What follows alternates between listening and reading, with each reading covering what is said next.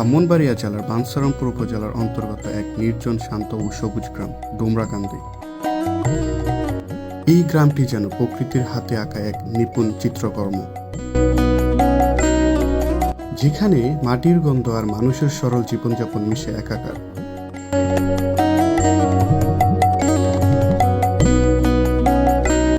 এটিই হচ্ছে ডোমরাকান্দি গ্রামের স্থানীয় কবরস্থান। কবর শুধু একটি স্থানই নয়, এটি অনন্তকালের প্রতীক, যা আমাদের নশ্বর জীবনের কথা মনে করিয়ে দেয়।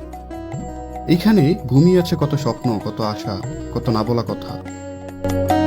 এই নীরবতাই আমাদের শেখায় জীবনের মূল্য, সময়ের ক্ষণস্থায়ীতা আর ভালোবাসার অমরত্ব। ডোমরাকান্দির বুক ছিঁড়ে বয়ে যাওয়া নদী বা খাল, যা এখানকার মানুষের জীবনযাত্রার সাথে ওতপ্রোতভাবে জড়িত।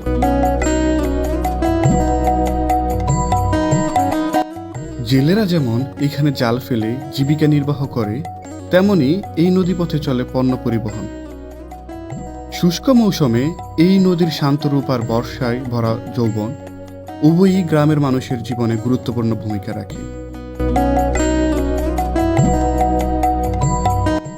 কিন্তু কিছু বালু ব্যবসায়ীদের অবৈধ বালু উত্তোলনের কারণে এই গ্রামটি আজকে হুমকির মুখে। কারণ তাদেরই অবৈধ খনন নদী ভাঙনের প্রধান কারণ হয়ে দাঁড়িয়েছে।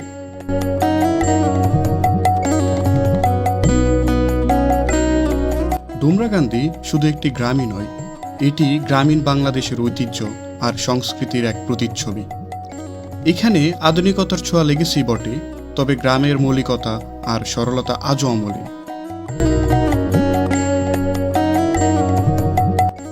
এখানকার প্রতিটি মাটির পথ যেন শতাব্দীর পর শতাব্দী বয়ে আসা গল্পের সাক্ষী।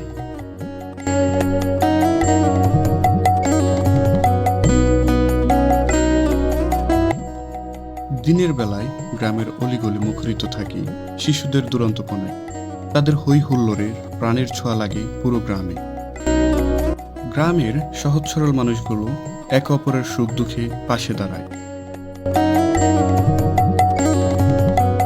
নদীর বুকে জীবন খোঁজা জেলেরাই প্রকৃতির নীরব কারিগর।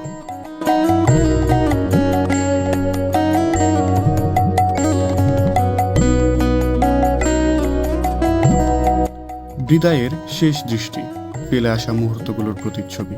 সেই ক্ষণিকের নীরব চাহনিতে যেন মিশে থাকে দীর্ঘদিনের চেনাপথ, প্রিয় মানুষের মুখ অথবা অর্জিত না হওয়া কোনো স্বপ্ন।